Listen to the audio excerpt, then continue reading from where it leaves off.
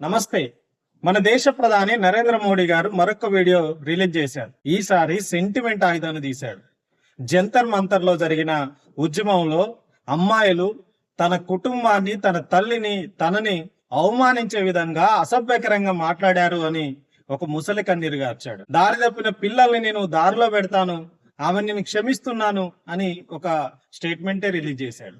కానీ చివరికి జరిగింది ఒకసారి చూద్దాం. जंतर मंतर पर जो कुछ भी हुआ देश और दुनिया ने देखा। कुछ शरारती बच्चों ने किसी भी सभ्य समाज को शोभा न दे ऐसे शब्दों का प्रयोग।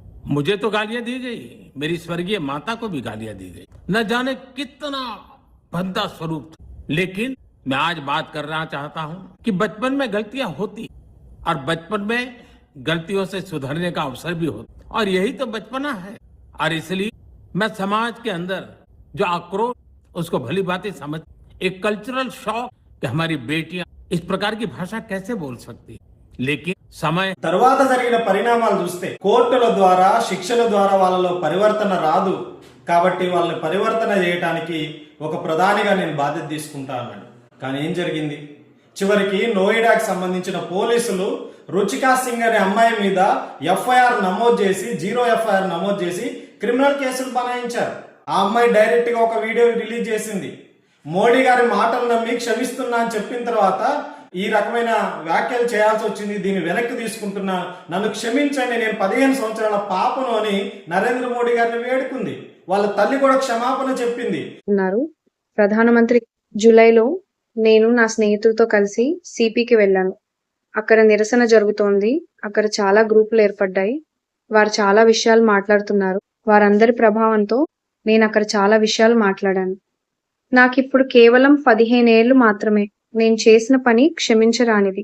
నేను చాలా అసభ్యకరమైన మాటలు మాట్లాడాను. కానీ ఇది నా మొదటి మరియు చివరి తప్పు అవుతుంది. దీని తర్వాత నేను ఇలాంటిదేమీ చేయను మరియు ఆ విషయాన్ని నేను ఎప్పుడూ పోస్ట్ చేయలేదు. నేను దేశం మొత్తానికి క్షమాపణలు చెబుతున్నాను.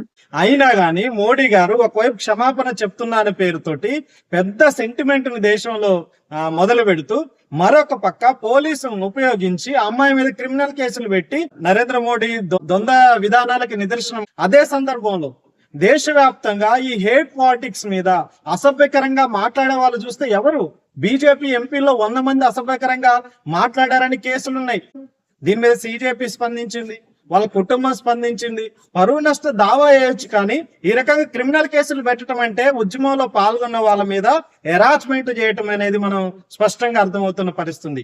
కాబట్టి ముందుగా చర్యలు తీసుకోవాల్సి వస్తే బీజేపీ లీడర్ల మీద తీసుకోవాలి, సెంట్రల్ మినిస్టర్ల మీద తీసుకోవాలి, బీజేపీ ఎంపీల మీద తీసుకోవాలి. క్షమిస్తున్నా అనే పదానికి అర్థానికి మార్చాడు. దారిలో తప్పిన పిల్లల్ని నేను దారిలో పెడతాన్నారు. వాస్తవంగా నరేంద్ర మోడీని, బీజేపీని దారి తప్పితే, లీకేజీలు చేస్తే, అవినీతి చేస్తే దాని నుంచి సరైన దారిలో ఉద్యమం ద్వారా పెట్టింది cockroach Janata party, generation Z యువత. కాబట్టి నరేంద్ర మోడీ పక్కదారిలో ఉన్న వ్యక్తి ఇవాళ పెద్ద పెద్ద మాటలు మాట్లాడుతూ యూత్ ని ఎరాజ్ చేయటం ఒక పనిగా పెట్టుకున్నాడు.